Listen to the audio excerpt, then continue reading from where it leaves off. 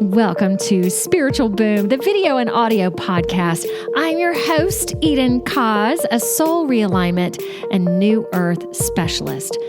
My show has evolved from talking about the Great Awakening to really focusing on the new earth and more discussing and being the shiny, new, ascended human. My website, edenjustbe.com, and let's get this party started. Hey, we're going to get ready to start the show, and we're going to be talking to Brad Olson today, award-winning truth teller. We're going to go into such things as sacred places, Gesera, Nazis in Antarctica, including the New Berlin Science City, his trip to Antarctica, the Palladians, the Greys, abductions, Greada Treaty, Secret Service. Oh, I said that wrong. Secret Space Program. So really good stuff. And then we're going to talk a lot about peace and what's the disclosures and what the earth is potentially, what we're heading towards, what we're heading towards now, but it's really going to start opening up even more. And I wanted to give you just an update on my Breatharian initiation, which I did a full episode 218 on it, which I call it, I believe it's going to be the way to live in this new earth. We're not going to have to sleep as much, which is happening to me right now. And Breatharian basically means getting your nutrition through breathing and the air versus food and water. So I have not eaten solid food since March 15th. And the beautiful part of today is when I'm looking at my calendar a little bit, I did my complete fast from food and water for 4 days, which again, science says you can't survive that. And many people went past that. There were 5 days, 6 days, 8 days. I think 8 or 9 was the maximum. Yet I've got to tell you guys today, after we started the dry fast on March 17th, today, recording this is March 31st, I am finally feeling back to my old energetic self, because it has really been draining to move, to exercise, to just be. Yet I was told if I could just stick through it, that things would start to come back online. Now my weight is potentially still going to fluctuate for the next 2 to 3 months until things start to, really garner themselves out. Yet I am still hoping or planning that I will continue this liquid diet, a minimal liquid diet, potentially for a year, if I have to continue it that long, with the plan of eating maybe once or twice per week. This has been a great, I want to call it an experiment, but it's not an experiment, a great thing to go through, to see that I am defying logic, that I am defying the programming that exists in this world. So I'm so excited to do that, just for me and for everyone else that's going to come along this path, and knowing that I'm going to start teaching some of this as well. It's just fabulous. And again, how powerful we are as human beings, and the programming that we've indoctrinated ourselves in terms of intelligence, in terms of the powers that we have, knowing that I work with mediumship, psychic abilities, that sort of thing, and doing that, and now doing this as well. And that is connecting more too. So it's just wonderful.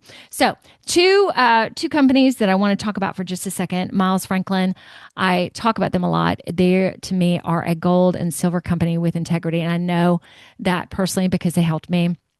So I just put on Facebook the other day about junk silver. You can purchase junk silver from them as well. I always encourage people just to have some metals on hand. Why not? So you can order them from Miles and they'll deliver it to you. So info@milesfranklin.com. Am I saying that right? info@milesfranklin.com, and just put me in the subject line Eden so they know that I sent you. And also want to talk about 4RBs, episode 214. I really encourage you to watch that episode as well. I think they're stellar with what they're doing. So they are single-handedly helping the bee community come back online, and not only helping the bee community, but assisting the supercharged bee community. They are having these cells that are put there made out of sacred geometry. So it's not only enhancing the communities, but enhancing the honey that comes from it. And they sell the honey and they sell these pure wave cells, which also help with you and your energy and health within your body. So check it out. And it's all below in my show notes as well. All right. Looney Tunes on with the show. Eden Koz, spiritual boom in association with the Grassroots Warriors Network. Explorer, an award-winning teller of the truth. Brad Olson, welcome to the show. Thanks so much for having me on. It's Well, you're really nice to welcome. connect with you. Thank you so much. Okay, in Nevada right now, correct? Yes. Awesome. All right. So, as Brad, we talked about off air, I've been watching some of your other podcasts, which are really riveting. So, my listeners know how entertainment exposes the truth. So, what I want to talk about a lot today is to expose a lot of the Nazi stuff, for lack of a better way of saying it. The movie Hellboy, to me, and listening to you, there's so many accuracies there, and Raiders of the Lost Ark. And I also desire to dive deeper into your adventure into Antarctica, which is just wow. All right, may I read your bio first? Sure. Go All ahead. right, let me pull it out. Brad Olson is a captivating speaker and author of 11 books, including 4 in his esoteric series: Modern Esoteric, Future Esoteric, Beyond Esoteric, and the newly released Secrets of Antarctica. Show the book, would you, for those that Yeah. are watching? Ooh, oh The my, untold history of the ice continent. there you go. Oh my gosh. Okay, Brad is an award winning author, book publisher, and acclaimed conference speaker. His keynote presentations and moderating panels have enlightened audiences at Contact in the Desert, Journey to Truth, Alien Event, Conscious Life Expo, and the Star Knowledge Conference. He's done hundreds of radio interviews, including Coast to Coast, Ground Zero, and Exopolitics Today. And he has appeared on dozens of television shows, including Ancient Aliens, America Unearthed, Beyond Belief, Book of Secrets, The Truth is Out There, and Mysteries of the Outdoors. He has traveled to all 7 continents, including Antarctica by sailboat, seeking adventure and the answers to the mysteries of humankind's past. His esoteric writing continues to reach a wide audience while he continues breaking ground in alternative journalism, public speaking, illustration, and photography. All right, my first question now, and I've changed this up a little bit, is when all is revealed, what do you think the Earth is going to be like, this new Earth? What do you think?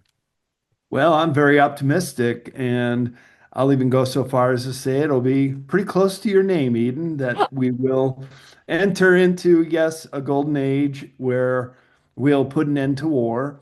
And this, everything we're going through right now, I think is kind of the dark night of the soul that we kind of have to pass through to hopefully get it out of our collective consciousness that we need to be at odds with other nations. And I foresee the release of high technology, such as free energy technology, that Oh my would gosh. really make oil and gas obsolete, which are polluting anyways. And that would take away a lot of the burden on our necessity to get these natural resources from other countries. A whole lot more. And it's really along the parallels of what would be happening if the whole world switched over to Gesera.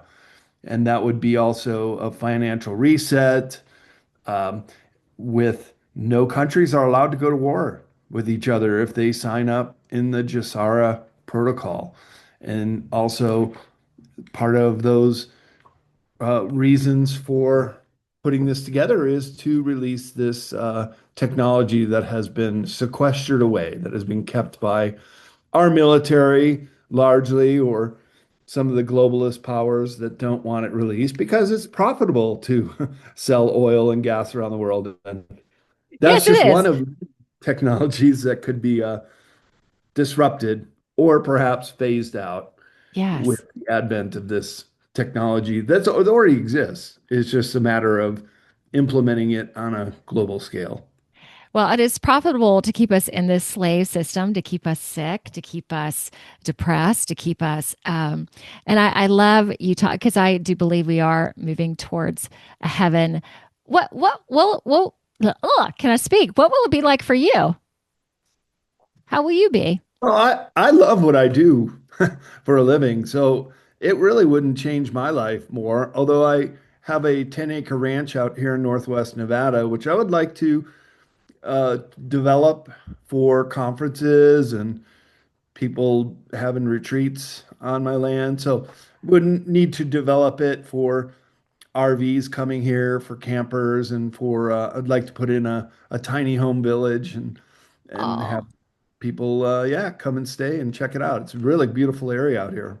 all right. So nice. Okay. Tell us first how you got into this, how you also started to see some of the untruths in the world. Were you a young child? When did it start? Well, yeah, I grew up in the Chicago area in Illinois, and from a young age, my family took vacations, and I was in the Boy Scouts, and we'd go on camping trips every summer. And that's when it dawned on me that it's a great big wide world out there, and I would like to explore it and see it. So it wasn't until I graduated college from Illinois State University that I painted houses and saved up money and self-financed my first trip to Europe. And that really further sparked my wanderlust and met Australians and New Zealanders who were on the road for 3 years. I said, wow, I thought I was cool for doing it for 3 months. And I said, how do you do it? Well, we work our way around the world. So I took that to heart and moved to Japan a couple months later and taught English there. And that's when I started writing and eventually published my first book, which is still in publication, called World Stompers, a Global Travel Manifesto, to help other people plan and prepare for a life for several months or years on the road. Wow. Okay. So did that spark you also going, something's not right with the world or we're not being told everything? How did that come to be? Well, that was largely by traveling around the world and seeing how the other half lives, so to speak, and being with people that live for $2 a day.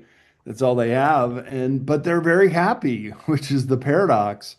It occurred to me that they're happier than most Americans who are chasing the almighty dollar and really stressed out about money and making the mortgage or car payment every month, and realizing that even though we're perceived by the rest of the world and ourselves as successful and wealthy, that's not always what it takes to achieve happiness or contentment in life. So that's when it start to occur to me that something isn't right with the world. Hmm. But also going to these sacred places, and I did a whole series on travel to sacred places. I was a travel journalist for most of my career. I just pivoted over to esoteric subjects about 10 years ago. But the whole idea of going to these sacred places and seeing the absolute beauty in humanity and what we've done all these centuries, um, combined with sometimes extreme poverty, sometimes environmental degradation, and just kind of in my own way, trying to visualize how we could do better. And that's why I say if we were to implement Gesera, and it's Nasara on the national level, that a lot of these problems could go away and we could start working towards a much better future. I But all can't. the while, even when I was a child, I was into UFOs and Okay. extraterrestrials and really realizing that we're not alone in the world. And so that's the nature of my book, Future Esoteric, Okay. getting So into. you always had an inclination that there's more. Yeah. And then seeing the divisions within humanity, that opened your eyes anymore. And I want to pivot for a second. I don't know if I can even, I want to know what your favorite sacred place is. Do you have a favorite? Well, just based on just how awe-inspiring the Great Pyramids of Giza are. But a close second is the temples in Cambodia, Angkor Wat, and Mhm. others. And then I would say a third would be the Cuzco area of Peru, Sacsayhuaman and Machu Picchu. These very ancient megalithic sites, which still defy our ability to reproduce on such a scale in stone the way they did in these three locations. You just can't build that way anymore. It's very difficult and very expensive. No, and I went to Machu Picchu within the past year, and our guide basically telling us how it was created. I was just like, no, Right. Yeah. there, Chiseling. there's no way. Yeah, no here. And plus, I saw, like, I see, I could just in my mind's eye just see galactics up there, and it was so funny to see that, and then to hear her talking, and it was like, no, if you could even see what I see now, you would not, you would not believe any of that.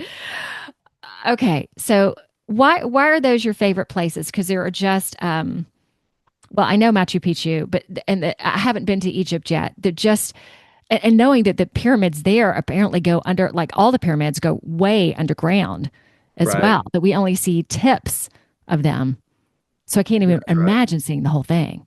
Yeah, and those are findings that were really solidified last year when they were scanning the Giza Plateau and finding this whole underground city that exists below the Giza Plateau. And similarly, they're doing the same kind of scanning technology, looking under the ice in Antarctica and finding some very, very interesting things. Man. Okay, what was the pivotal moment knowing you had your eyes had gradually been opened? Was there one moment that you were like, "Holy smokes, this is this is so wrong." What was there a moment like that? Yeah, probably I would say it was most accentuated in India because in India you really have a very stark reminder of the haves and the have-nots. There are very wealthy people there living alongside their gated communities to some of the worst slums I've ever seen. And that needs to change. India still operates on a caste system. So the lowest form of caste, they have to do all the dirty work. They're not allowed to marry. Although the caste system has been abolished and India is making strides to create more equalization, it is still very much a striated and divided uh, community based on net worth and income and where you were born in society. So we really don't have that here in America. It's really hard to imagine what it would be like to be born in a lower caste and not being able to achieve your dreams or marry into a wealthy family sort of thing. But India is changing. It is progressing, and I think it will. If Gesera were implemented, it would benefit greatly from that. Do you mind sharing your perspective on Gesara as well? Yeah, well, it's basically a way to equalize all nations financially. So there would need to be a financial reset. A lot of the currencies would be revalued. And then you would have this technology that has been bottled up being released, and that would bring a huge amount of prosperity. For example, if free energy were to be acquired by poorer countries, they could put in a desalination plant. They could start watering the deserts and changing the whole environment of the world, making this more of a Garden of Eden and Yeah. bringing that back, or sending out bots into the ocean to clean up all the garbage that's floating around on the gyres, as they're called. So there's just so much promise to make this a better world, not just on an individual or financial level, but really on a technological and peaceful level. And I've always my whole life been a advocate of peace and nonviolence. And so these wars in the Middle East and elsewhere are just really breaking my heart. It's like I know the human race is much better than this. We don't have to be going this route. Thank you. Thank you for that. I would from that, and I agree. I feel that we are into moving into the golden age. It is going to be an era of the heart and getting rid of this polarity and the greed, and it is so exciting that we are on at least on our way, I feel. All right, let's go deep into the Nazis if we can. Just going to say a couple things that I watched you talk about: the alien crafts, submarines under Antarctica, the truth of Hitler, reptilian bases, Operation High Jump, Admiral Byrd, Bush connection to the Germans. All right, within that, where would you like to start? Well, sure, we could just start with that. And in my book, Secrets of Antarctica, I've got a whole chapter, Ooh, let's Nazis go. in Antarctica, and really lay out the whole founding of New Schwabenland colonies. And this is a German map that shows those locations on there, including the Schumacher Ponds, which are these geothermal lakes that never freeze, even down in Antarctica. And so that's where they started their landing and exploration parties to found and build base 211 or point 211. And that number just means that is the segment on their map. Sort of like we have Area 51 in Nevada here Mhm. or Area 54. Those are just designations on a map of the area where they just had to quadrant off areas and give them a number. And so that's what the Germans did. They just found this area and it happened to be in quadrant 211 and they started building their first base there. And this was picked up by the British, who had spy stations in the Palmer Peninsula. And that's the region that I went to on a sailboat a little over 7 years ago. And remember in World War II, the British cracked the Enigma machine, which was the code that the Germans and Nazis were using. So they were spying on them from Antarctica, and they knew that even during the war years, huge amounts of material and personnel were being brought down there. And it was more than just Base 211. Then it became the New Berlin Science City. And then I located another location called the Thule Refuge, which is also in this area that the Germans claimed called New Schwabenland. And so I'm just really fascinated by all this stuff, not Yeah. just because I went down there, but because there's this whole untold history of Antarctica that a lot of people really don't know about. So that's really why I felt compelled to write this book. And here's the Thule Refuge. You see, most of it is underground or under the ice in the case of Base 211 and the New Berlin base, but I suspect they all connect and Okay. they meet. When did they start? Was this the early 1900s? Oh no, well, they were going down there starting around then after Okay. World War One, Okay. but they started bringing down personnel and material to build the bases pre-World War II, so starting in 1938, 1939. But then all through the World War II years, more and more stuff kept going down, and it lasted after the war too, because the British tipped off the Americans that the Germans were still active down there even after the war ended. And that culminated in the Battle of High Jump. And that's what's depicted on the cover of the book. That's when Admiral Byrd went down there with an armada of ships, and there was a battle one day that we were soundly defeated. And Admiral Byrd and the Pentagon called off that expedition 2 months into the 6 month trip. And on his way back, Admiral Byrd spoke to members of the media, and it was reprinted in the El Mercurio newspaper in Santiago, Chile, that he was quoted as saying that we would be confronted with a new enemy that has the ability to fly pole to pole at incredible speeds. He said this at the beginning of 1947 in the El Mercurio newspaper. I've got all this reprinted in the book. Recorded. Right. Yeah, Awesome. with a lot Wow. of images so people can visually see Can what I'm talking visualize about it. too. Yeah. Okay, so what were they doing down there? What were they Yeah, collecting? well, What? It requires a little knowledge of colonial history in Europe, and that is the British had the British Empire. The sun never sets on the British Empire, colonies virtually around the world in every time zone. The French were also prolific colonizers. Even tiny countries like Belgium had the Belgian Congo in Africa, and Holland had um, Indonesia. So you've got these European countries that have room to spread out. The Germans tried colonization. They had a couple in Africa, Namibia, and Somaliland, but none of them were very successful.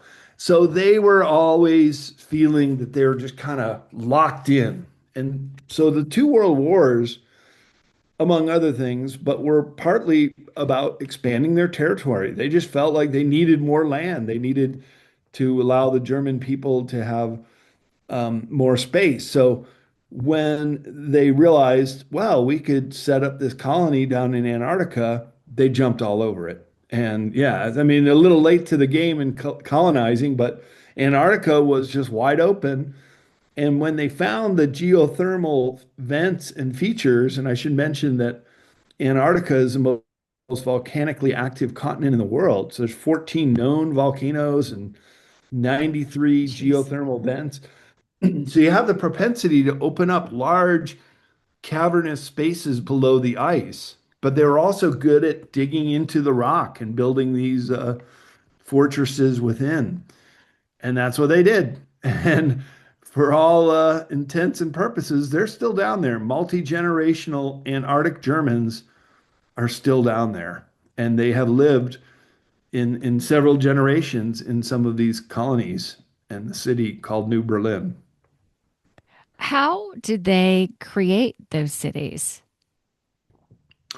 Well, in the same way you'd create a city elsewhere, you do have to bring in a lot of people to do the work and Yeah. also the equipment, but they're very good at that.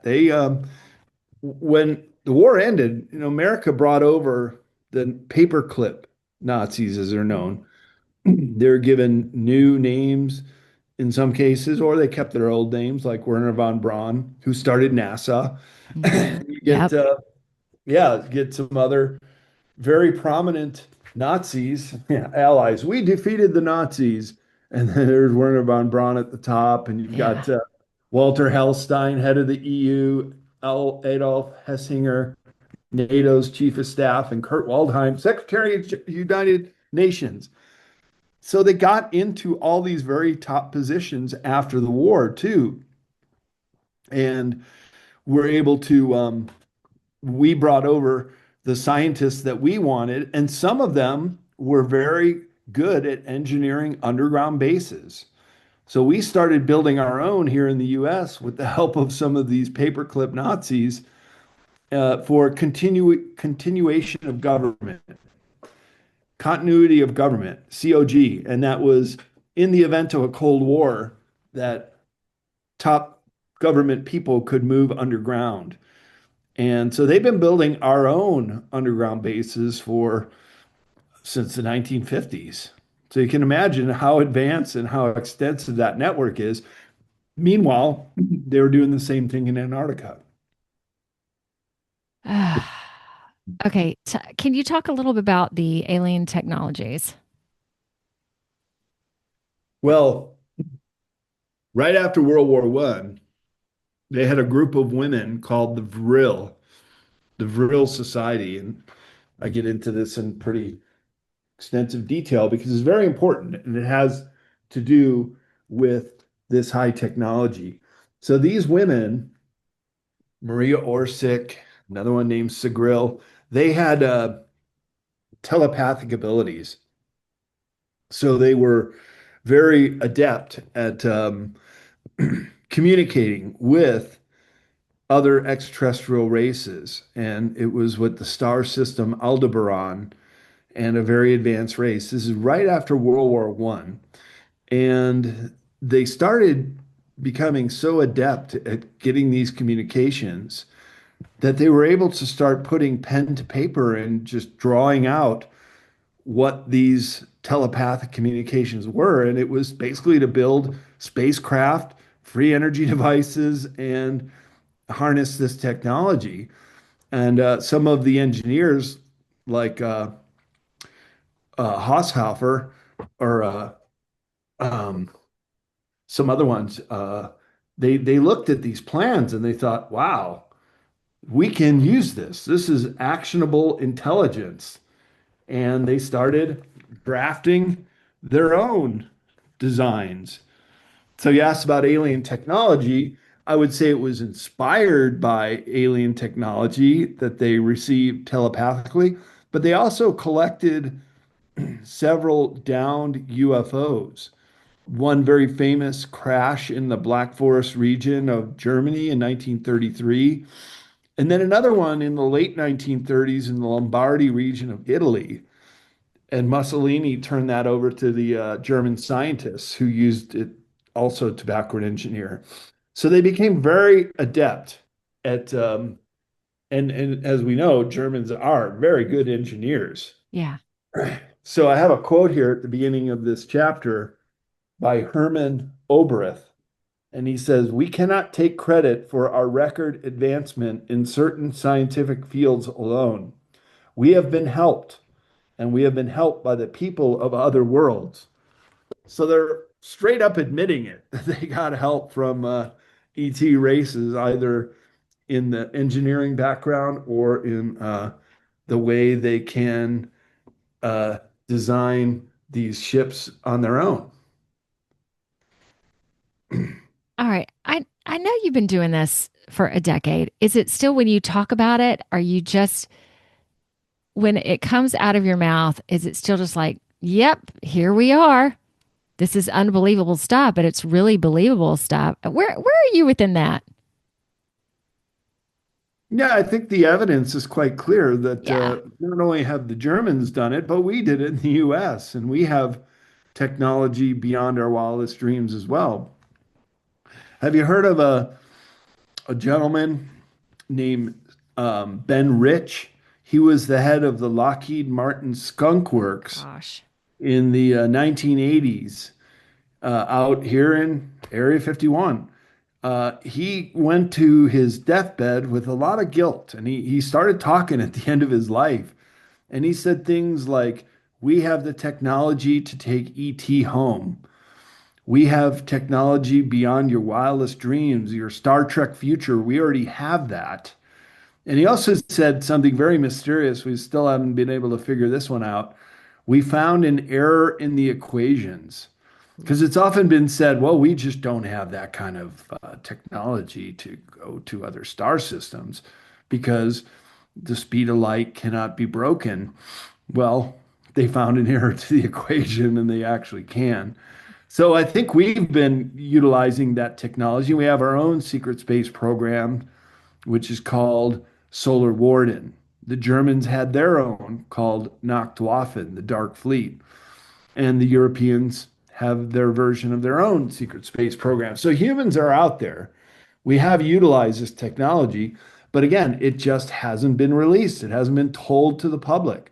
And that's another aspect of Gesera that would change all that, that you're not going to be able to keep secrets anymore, that you have to, if it's peaceful technology, you have to release it. Do you feel that in the conferences that you do and the people that you talk to, do you feel like people are starting generally to have a more open mind to understand the reality of this? I'm assuming your conferences that you've gone to have grown Yeah. in the past couple of years. Yeah, there's a huge resurgence of interest in, especially in UFO technology, because in the last year or two, we've had some incredible breakthroughs.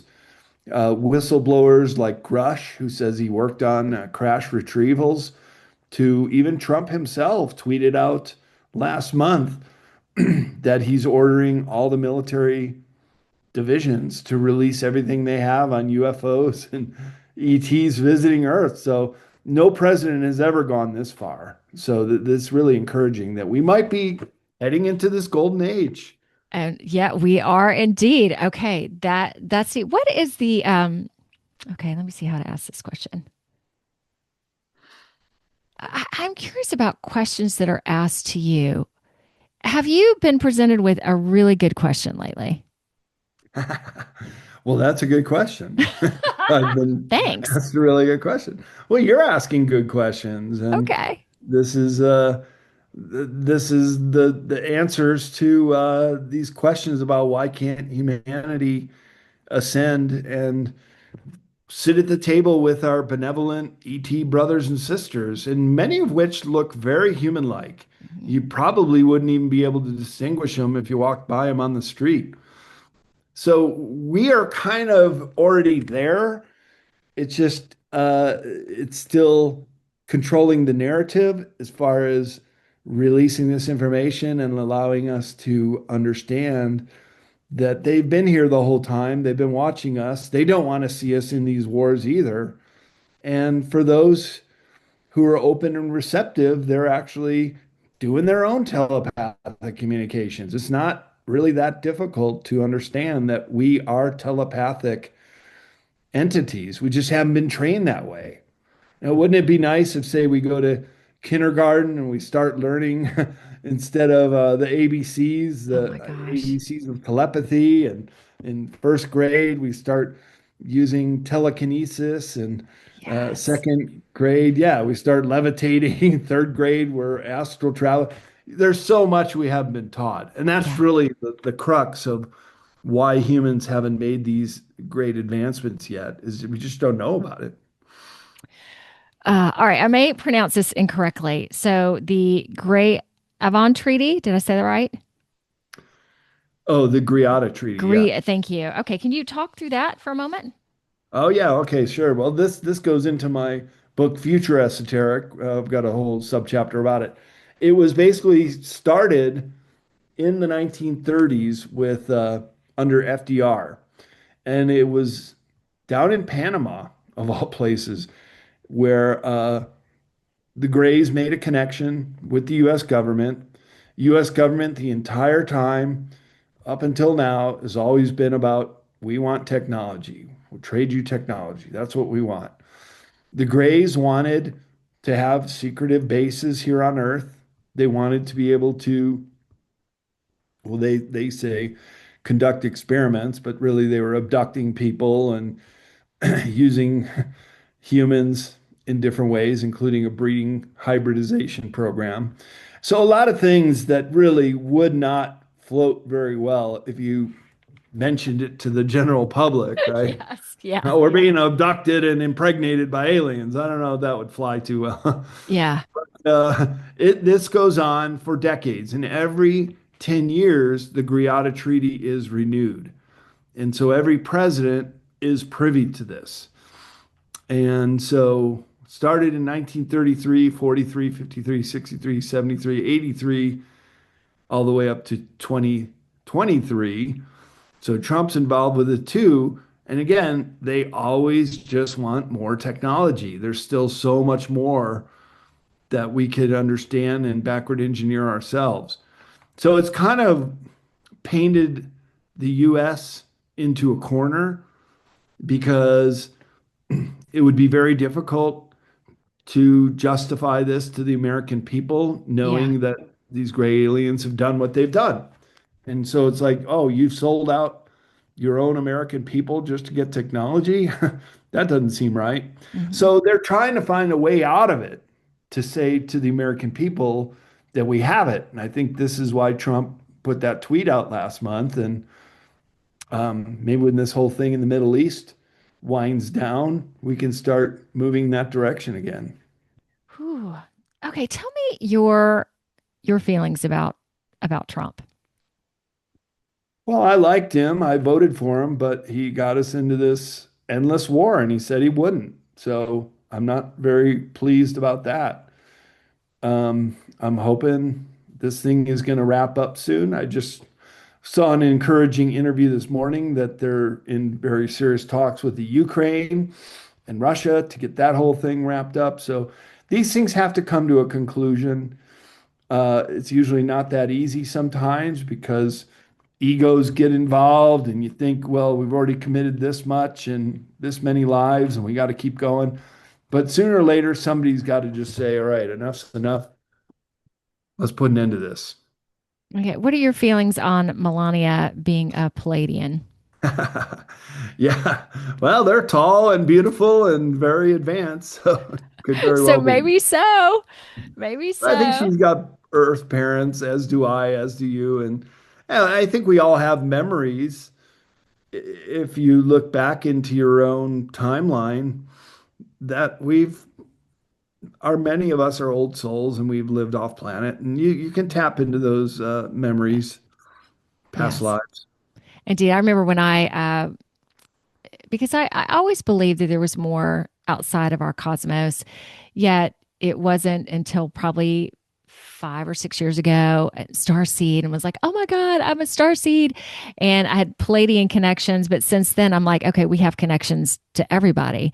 So it's not getting so excited about one race, or it's just we are collective consciousness of everything. What in terms of different galactical races, what is one of the most interesting to you? Pleiadian. Really? Okay, how come? Well, because they look very much like us, at least tall, blonde, multicolored eyes, but very extremely telepathic and 12 strands of DNA. So we're sort of a kid brother or Yeah. sister to them. But I think we can meet somewhere in the middle. And they do want to see us succeed. They're a benevolent society. They have gone through these kind of growing pains that Earthlings are going through at the moment, and we could take a page out of their playbook and hopefully get to that level in, in a short amount of time. All right. What would you say the most interesting race that you've been confronted with or learned about? Well, probably the Greys, just because they are quite prolific here on Earth. They do exist and reproduce, but not in the traditional sense. They're all test tube created, laboratory created entities, but they are also highly telepathic, very adept with technology, and able to withstand pressurized and very hot or cold environments. So we can learn from them. And some people think that they are a version of us who have come back in time to ensure that they exist. What do I mean by that? Well, they have human DNA from this timeline that we're on right now, from this time period. And they need to ensure that their hybridization programs are successful right now in order for them to exist in the future when they come back in time to be here at this moment. So I think we need to be more in harmony with them, Yeah. allowed to exist, and but also to put our foot down and say, all right, enough with these abductions and scary situations, and be allowed to exist co-harmoniously together, I think. Yes. But that again, that would be a tough nut to swallow for a lot of people too, because they have done a lot of damage. And if you talk to an abductee, it's a very traumatic experience for Mhm. almost all of them. And some of them come up to me at conferences and they just want to talk. They just want to be validated that they went through this. And they're Yeah. not writing books, they're not going on interviews, they're not speaking at conferences. They're just saying, and I could tell when you're face to face with someone that they've gone through a very traumatic experience. And I tend to believe what they have to say. Yes, indeed. So do a lot of them come to you after conferences knowing that they I guess they can just open up to you and you'll believe them? I wouldn't say a lot. Doesn't Yeah. happen at every conference, but enough for me to say that I've experienced people like that, and as well as people in the super soldier programs that have done these off-planet excursions. I mean, this is where it really gets interesting because now humans are the astronauts, humans are Yeah. the travelers, and being out there. So I'm friends with people like Tony Rodriguez, who lived for a period of time in the Ceres colony, which is in the asteroid belt, So or cool. Randy Kramer, who was a Marine on Mars, and describes in detail in a book that I read of his, considered publishing, that he had been killed many times, and they have regenerative technology to bring them back. Or people like Alex Collier, he just texted me this morning and told me about medbed technology that is starting to be rolled out, where Ooh, you go into a container, kind of like an MRI machine, and it takes pictures of your body on a holographic level so you can pinpoint down at any disease or pathogen in the body and cure it that way. So we're on the cusp of really having longevity and good health well into our hundreds. That's the thing about Pleiadians or other human-looking entities. They'll live hundreds of years. It's really just humans that do it to ourselves with a terrible diet oftentimes, but also, yeah, living in toxic environments yeah. or just not really having the opportunity to have this kind of health modalities that these other advanced beings have. God, I had a question that came in and it just went out and it was a good one. Let me see if that can come back. I'm sure it will at some point. I can you okay, so you're let's go to your Antarctica trip for Yeah. so explain some of that because I mean you lost 25 pounds at one point. Like yeah, it was a really it was a tough trip. Very, very difficult. Here's a picture of me crossing the Drake Passage on Heck first yeah. landfall, getting there on this sailboat called the Chief One with myself and two other Americans and 11 Polish people Mhm. on a Polish vessel that came down from Gdansk, Poland on the maiden voyage. And so we got hit by a bit of a storm in the Drake Passage. It was very rough seas. Oof. And yeah, as he said, I got very seasick and couldn't eat for several days and throwing up the whole time. But after 3 days, started coming to, and then we got there, and then it was pretty calm sailing after that. But yeah, I did lose about 25 pounds on that trip, and then it was just amazing. It was really like being off planet.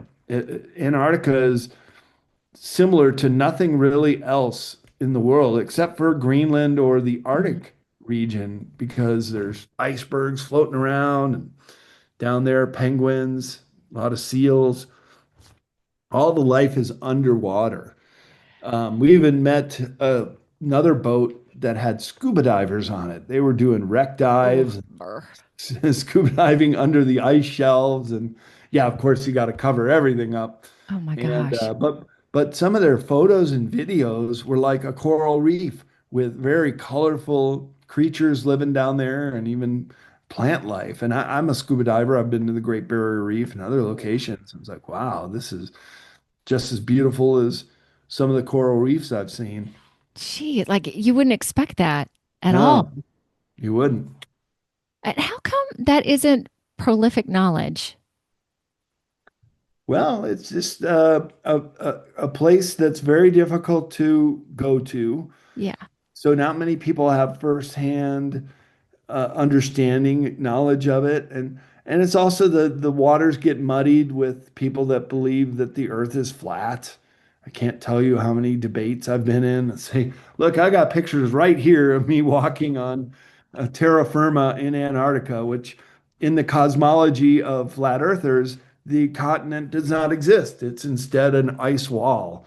Which is mistakenly identified as the ice shelves. And yes, there are huge 30-story tall ice shelves, but they're Wow. hollow underneath unless they're glaciers coming off the land.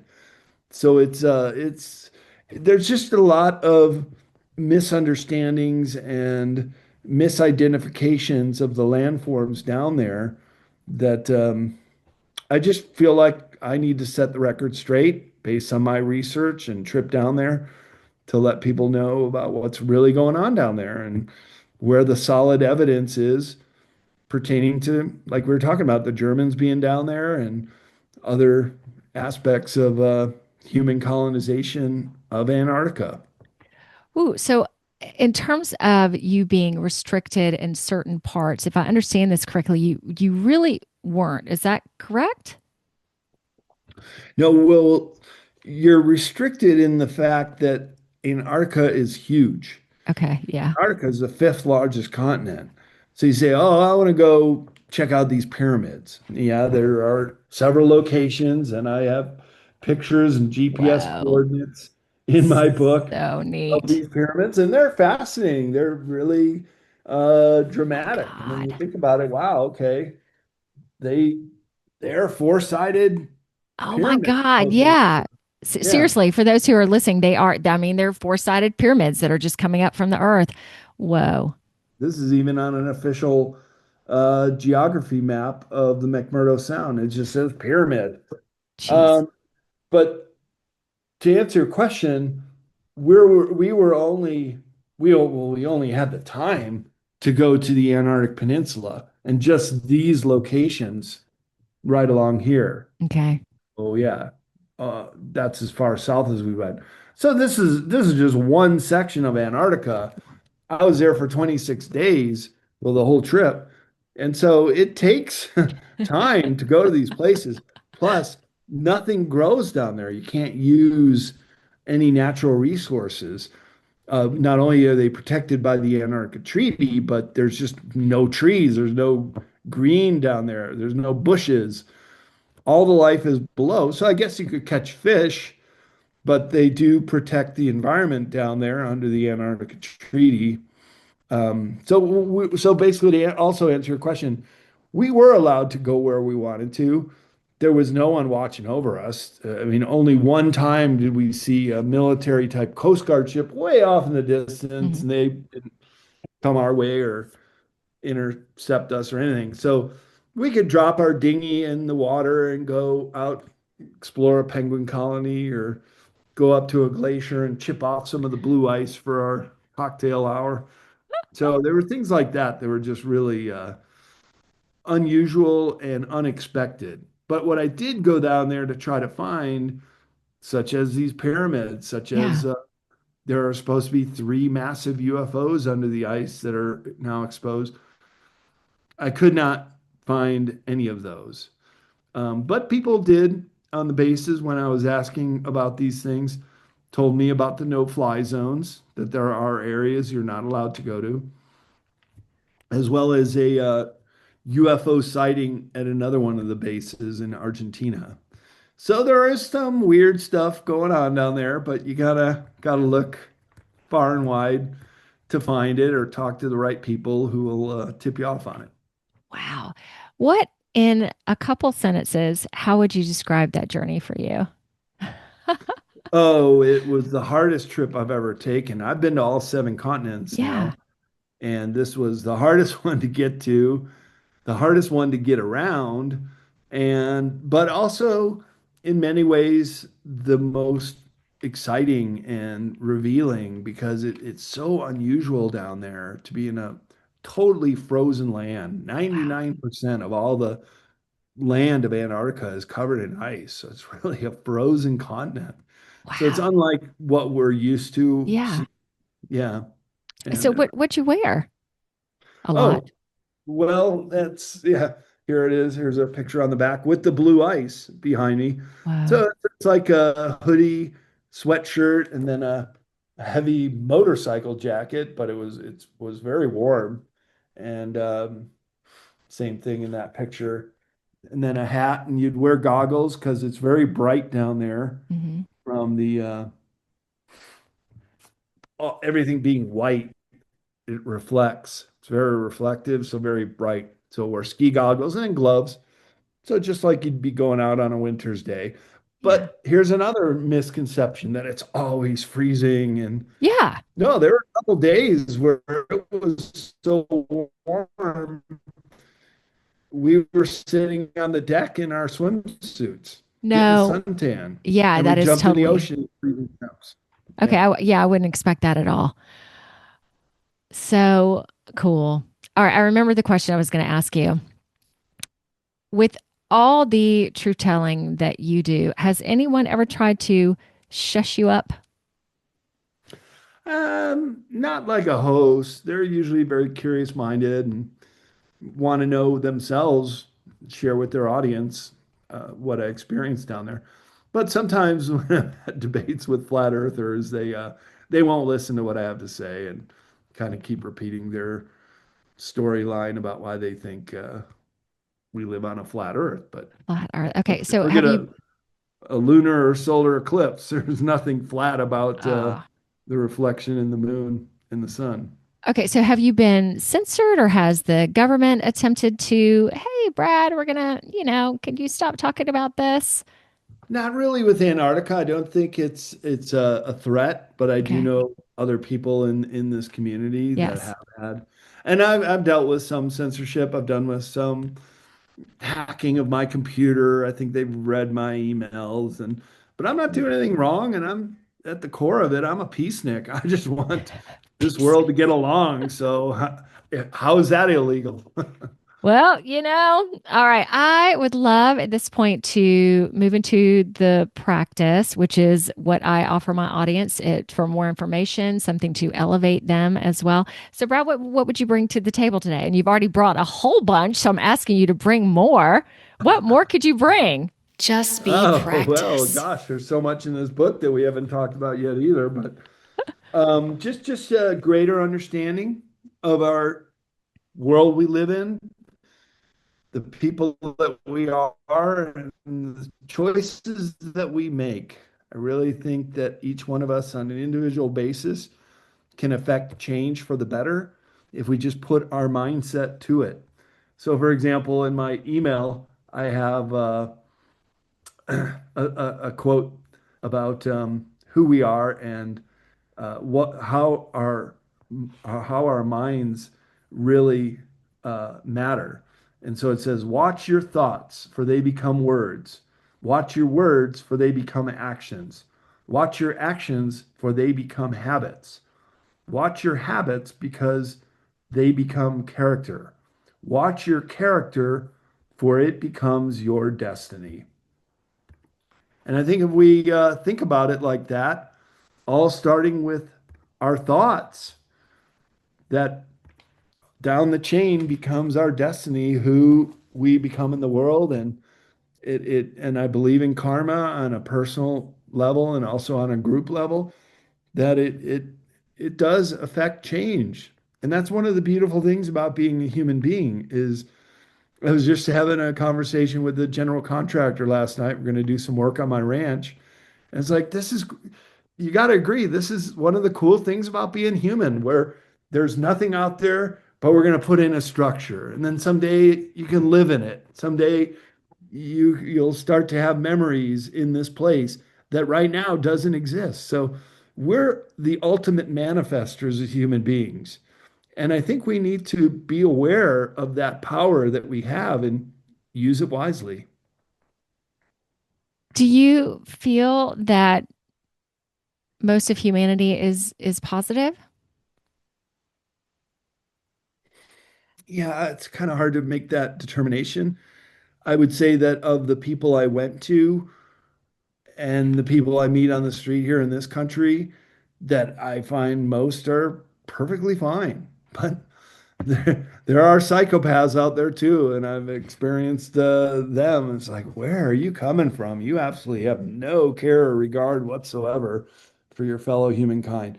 So that's kind of how I have the subtitle "Escaping Prison Planet" on my book called Beyond Esoteric, because it's a beautiful planet. This is a gem. This is a absolute treasure in the universe of diverse life and what we have here on Earth. But it's the few bad apples that are spoiling the crop, and the prison planet is a construct in which we have been forcefully led into. So once you start to see through that and realize that there are different ways to do things, that is your escape from prison planet. Exactly. And I have to say, too, that it's always interesting when I approach someone to be on the show or someone approaches me. Like, I really get a sense of who they are in terms of how they communicate with me. And Brad, what you said at the end, like, you were definitely a wonderful person to communicate with and a wonderful person to schedule with. So thank you so much for that. All right. Wonderful show, everybody. Brad, thank you so much. And we're going to sign off for right now and be back next week with who knows who's going to come and expose and tell us more beautiful things. Brad, thank you. Peace out. If you can Thank hang you with for me for a having me second. on, Eve. And I should Yeah. just mention if people wanted to Oh, get my yes. book and a Yes, signed copy, please. to go to cccpublishing.com, and then you could order it through the website, and that goes through my office, and I can sign copies for people. And also my name, Thanks. bradolson.com, is the website where you can see projects I'm working on, and then also my conference schedule coming up. And I've got half a dozen conferences this year and already setting some up for next year. Nice. So where are you going to be? Let's go ahead and. So I'll be at the New Living Expo in 2 weeks in the Bay Area. Okay. Then I'm flying out for New York Awakening on Long Island at the end of April. New York Come Awakening. back and I go to uh, 3 conferences in May. The first is Rise of the Guardians down in Sedona. Then I Nice. have to fly to Germany, where I'm giving my talk about the German U-boats under the ice in Antarctica to a German audience. Oh my gosh. How's that going to be, do you think? I know. I hope well. It seemed to be, it's kind of a UFO conference. So I think they're open-minded enough there. Yeah. And then I'll be at Contact in the Desert, giving the same talk about Germans' incursions deep under the ice in Antarctica, which is all in the book and in much greater detail than I can give even in a conference talk or in an interview. And then I'm going to Bosnia in the month of June for the Whoa. Bosnian Pyramid Conference with Dr. Sam. So that really excited Nice. for some of these upcoming trips and conferences I'll be speaking. Yeah, they seem very exciting. And thank you for bringing that up because usually I always ask at the end of the show, hey, is there a website? I totally went out of my mind. So thank you for reeling us back in.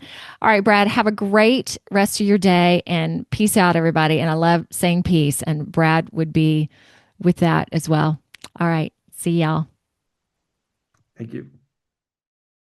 Y'all, find me on Facebook, Instagram, LinkedIn, True Social, as well as Rumble, BitChute, YouTube, plus a plethora of other audio directories like Apple Podcasts and Spotify. So like, subscribe, do it all. See ya.